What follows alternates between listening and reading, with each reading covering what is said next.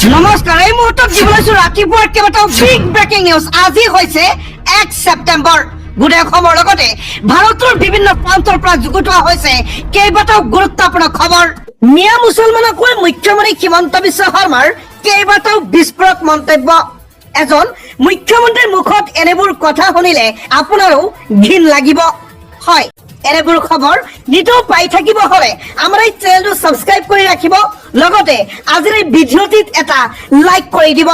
মুখ্যমন্ত্ৰী হিমন্ত বিশ্ব শৰ্মাৰ মন্তব্য, এবাৰ ৰাজ্যখনত উচ্ছেদ ভালদৰে হ'ব। মিয়াসকলে যিমান আগবাঢ়িছে মিয়াসকলক কেতিয়াও আগবাঢ়িব দিয়া নহ'ব।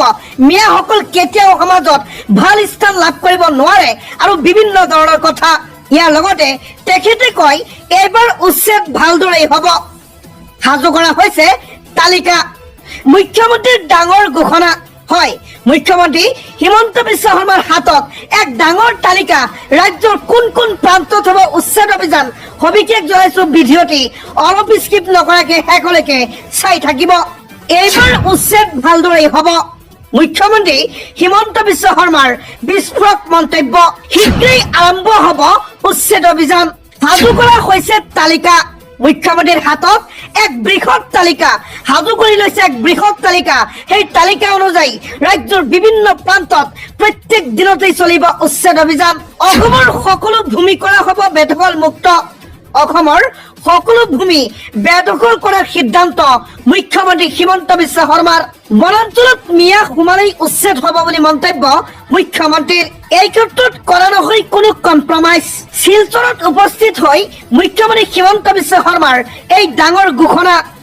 এইবাৰ মুখ্যমন্ত্ৰী হিমন্ত বিশ্ব শৰ্মাৰ মুখত শুনক, অসমত বাংলাদেশী কোনে আনে। একাংশ হিন্দু লোকে অসমত বাংলাদেশী আনে বুলি মুখ্যমন্ত্ৰী হিমন্ত বিশ্ব শৰ্মাৰ এক ডাঙৰ বিস্ফোৰণ মন্তব্য। হয়, মুখ্যমন্ত্ৰী ইয়াৰ লগতে আৰু কেইবাটাও বিস্ফোৰক মন্তব্য কৰা দেখা যায়। শেষলৈকে চাওক, ভিডিঅ'টিত আপোনালোকক সম্পূৰ্ণ তথ্য দিম। আজি 5টাকৈ ডাঙৰ খবৰ আপোনালোকৰ বাবে, এটা খবৰো মিছ নকৰিব। ভাৰতত বাংলাদেশী অনাৰ আঁৰত আছে হিন্দু লোক। বাংলাদেশীৰ পৰা 20,000কৈ টকা লয় আৰু হিন্দু দালালে অসমত বাংলাদেশী প্ৰৱেশ কৰায়। এই বিস্ফোৰক মন্তব্য মুখ্যমন্ত্ৰী হিমন্ত বিশ্ব শৰ্মাৰ। কৰ পৰা অসমলৈ আহে বাংলাদেশী? এটা ডাঙৰ প্ৰশ্ন। বাংলাদেশীৰ পৰা 20,000 টকাকৈ লয় হিন্দু দালালে। হিন্দুৰ পৰা 2ৰ পৰা 4টা মানুহে দালালি কৰে। এটা মানুহৰ পৰা 20,000কৈ টকা লয় এই বাংলাদেশীসকলৰ পৰা। বাংলাদেশীক লৈ বিস্ফোৰক মন্তব্য মুখ্যমন্ত্ৰী হিমন্ত বিশ্ব শৰ্মাৰ। ডাউকি, ত্ৰিপুৰা, মানকাছাৰ, ত্ৰিভূমিৰে প্ৰৱেশ কৰে বাংলাদেশী। হিন্দু দালালক ধৰিলে আমাৰ দুখ লাগে বুলি মুখ্যমন্ত্ৰীৰ মন্তব্য। কৰ পৰা অসমলৈ আহে বাংলাদেশী? এটা ডাঙৰ প্ৰশ্ন হৈ আছিলে আৰু এই প্ৰশ্নৰ উত্তৰ দিলে মুখ্যমন্ত্ৰী হিমন্ত বিশ্ব শৰ্মাই। কিছুমান হিন্দু দালালে বাংলাদেশীৰ পৰা 20,000কৈ টকা ঘুচ লৈ অসমত প্ৰৱেশ কৰাই একাংশ বাংলাদেশীক। মুছলমান সমাজৰ এক ঐতিহাসিক সিদ্ধান্ত। হয়, মুছলমানৰ সমাজক লৈ নেমচুৰ এক বৃহৎ সিদ্ধান্ত। অনৈতিক কামৰ লগত জড়িত 80% মিয়া মুছলমানক, অনৈতিক কামৰ লগত জড়িত 80% হৈছে মিয়া মুছলমান। আৰু অনৈতিক কামৰ লগত জড়িত সকলোকে কৰা হ'ব এঘৰীয়া, সম্পূৰ্ণ কৰা নহ'ব জানাজা। এক ডাঙৰ সিদ্ধান্ত গ্ৰহণ কৰিছে নেমচুৱে। সংখ্যালঘু অঞ্চলত বৃদ্ধি পাইছে অনৈতিক কাম কাজ, লগতে বৃদ্ধি পাইছে ড্ৰাগছ, ভাং, মদৰ বেহা। যিসকল লোকে এইবোৰত জড়িত তেওঁলোকক কৰা হ'ব এঘৰীয়া। মৃত্যু হলে দিয়া নহ'ব জানাজা। অনৈতিক কাম কৰা 80% মিয়া মুছলমান। এওঁলোকৰ সৈতে কোনো সম্পৰ্ক নাথাকে মুছলমান সমাজৰ। এনে লোকৰ বাবেই মুছলমান সমাজ আজি বদনাম হৈছে। এওঁলোকৰ বিৰুদ্ধে আমি কঠোৰ আৰু সংকল্পবদ্ধ।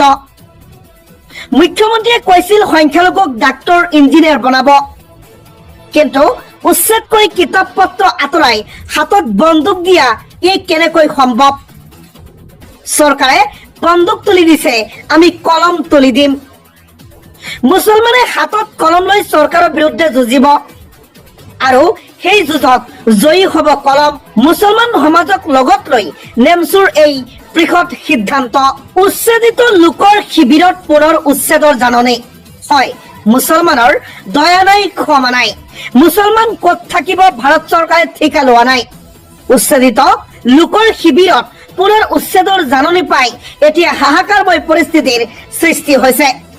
চৰকাৰে তদন্ত কৰক, অন্যথা আমাক নাইকিয়া কৰক। চৰকাৰলৈ উচ্ছেদিতৰ এই ডাঙৰ দাবী। হয়, কৰ এই ঘটনা সবিশেষ জনাইছো।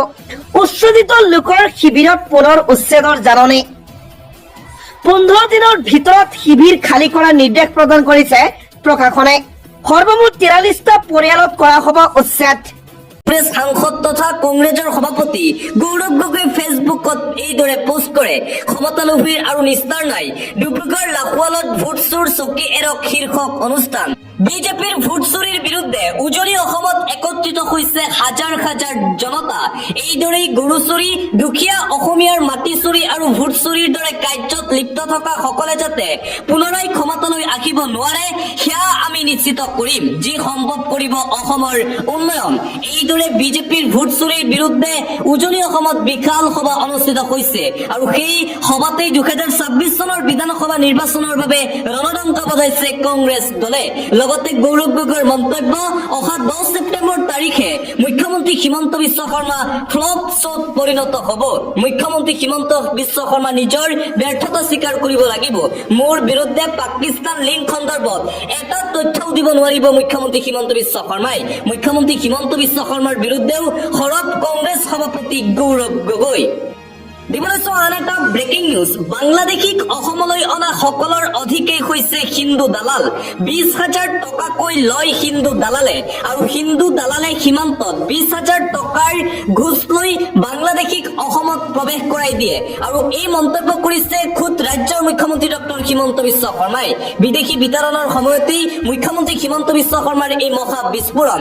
সীমান্তদি যিসকল বাংলাদেশী অসমত আহে, সেই বাংলাদেশীসকলক অসমলৈ অনাৰ বাবে হিন্দু দালালে কাম কৰে। হিন্দু দালালে 20,000 টকাকৈ লয় আৰু বাংলাদেশীক অসমলৈ সোমাই দিয়ে। এই মহা বিস্ফোৰণ ৰাজ্যৰ মুখ্যমন্ত্ৰী ডক্টৰ হিমন্ত বিশ্ব শৰ্মাৰ।